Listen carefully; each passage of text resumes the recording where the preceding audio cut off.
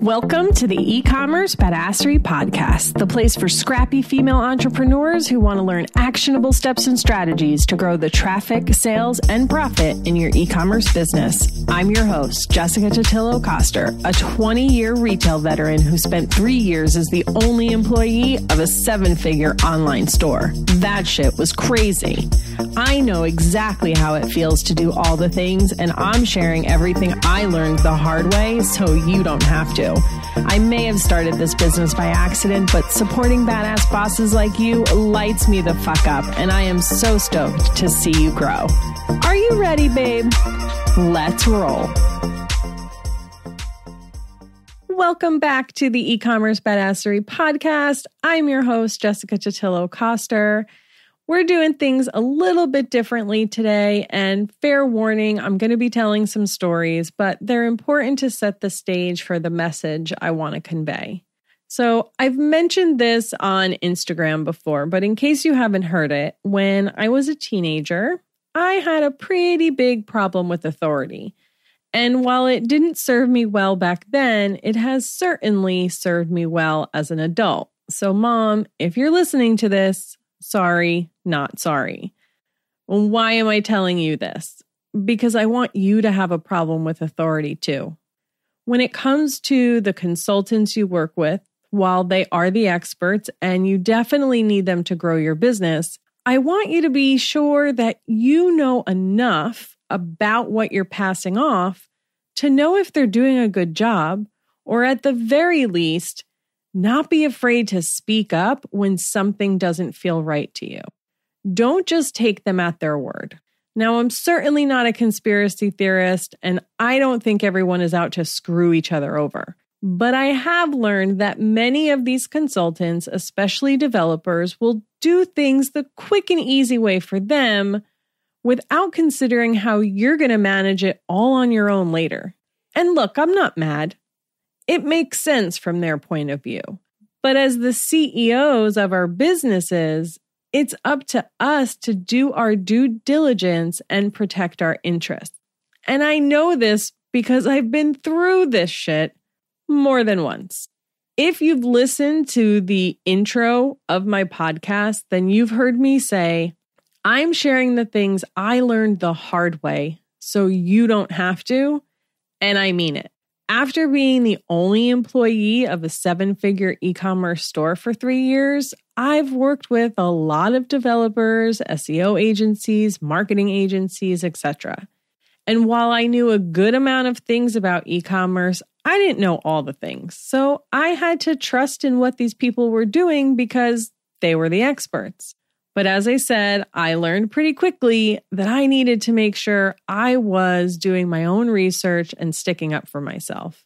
A great example of this was the first website we had for the business. I wasn't technically the e-commerce manager yet, and I had a ton of other responsibilities in my existing position, so I wasn't at all involved in the initial decisions or setup. The company had used a consultant to do that. She had a particular developer she worked with at the time, and I had no direct access to him. Red flag number 1. Additionally, he was based in India, so we often struggled with the time difference and getting things done quickly. The site they built was on Magento, and it used a pre-built theme. It's very similar to what you experience on Shopify.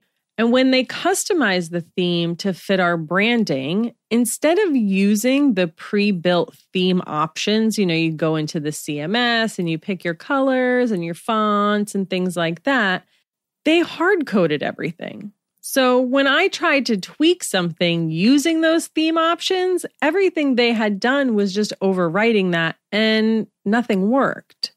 There was also a time when I asked about adding videos to our products. They sent me a quote for some ridiculous number of hours that it was going to be, and it was going to be expensive, and we were just getting started. So I decided, let me just do a bit of my own research and see what I could figure out.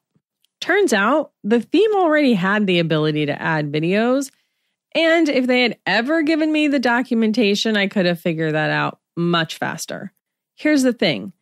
If you are a small business owner and you need a developer to make simple updates like adding a banner to your homepage or updating a text color, something's probably not right.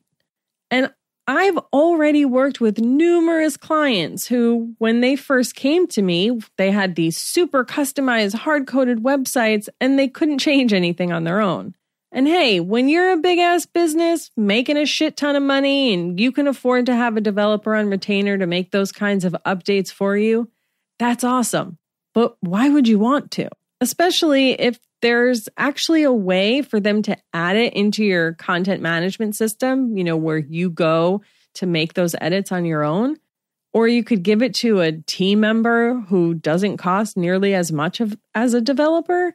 The other place I see this happen a lot is with the Klaviyo email marketing platform. So I've worked with multiple clients who had their initial setup done by other agencies, and turns out that they actually fucked it up. One of those clients even ended up with all of her emails going into the junk box. And one of my most recent clients worked with another agency. She waited months to have her migration from another platform completed, only to figure out they didn't actually do it correctly. And after she struggled, she reached out to her network to find somebody, a referral to help her. And that's how she ended up finding me.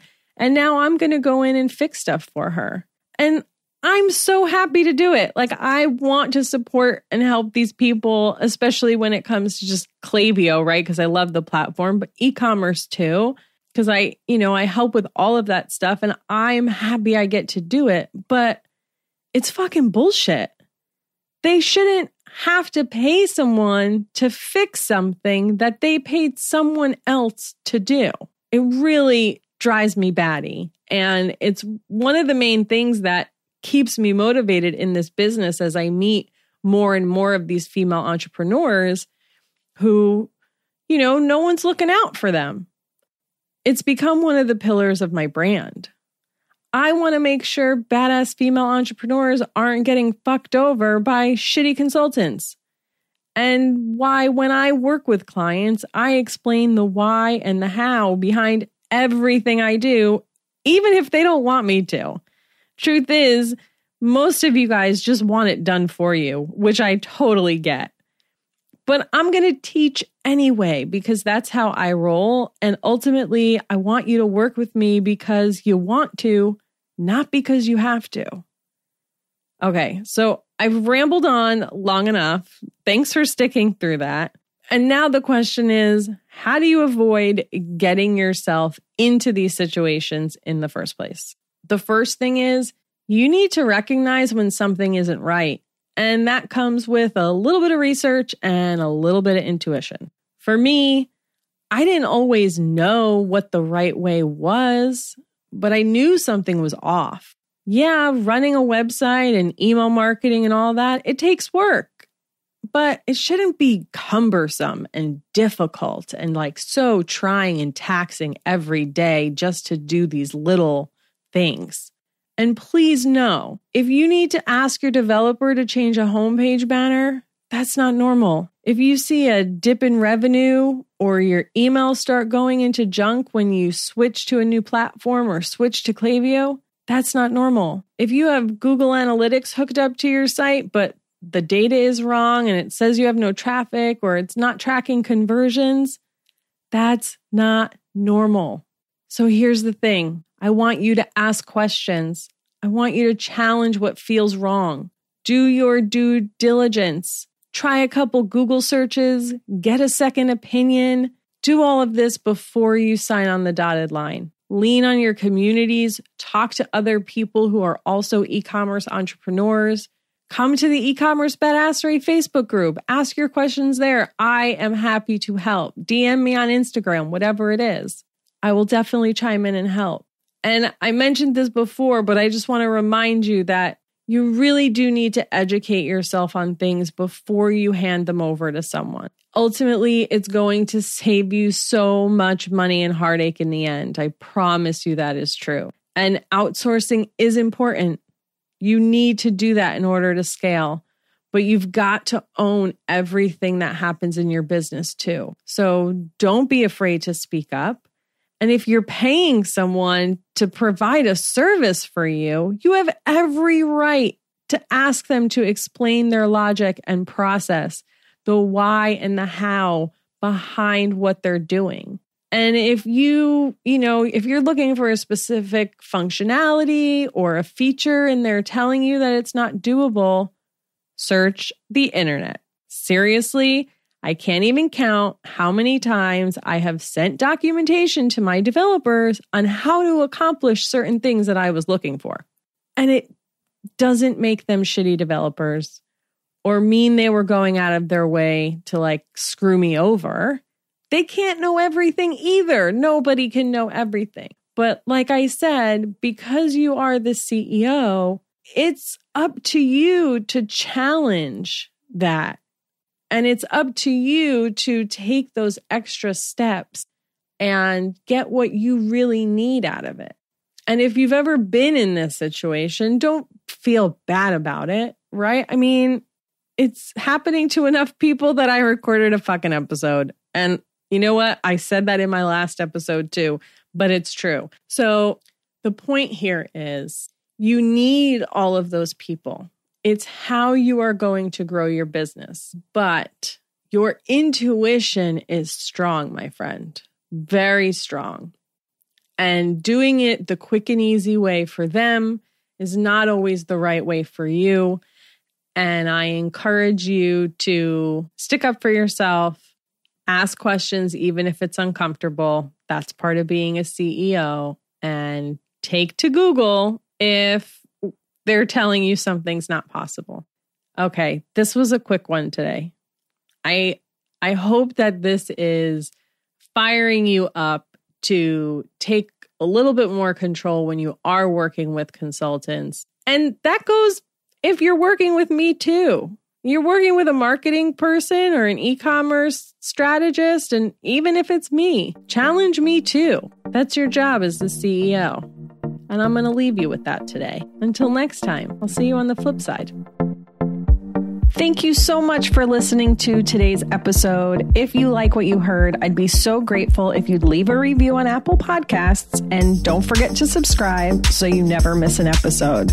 And if you're looking to surround yourself with more product entrepreneurs who totally get your life right now, get your booty on over to the e-commerce Badassery Facebook group. Can't wait to see you there. Until next time, e-commerce friends, stay badass.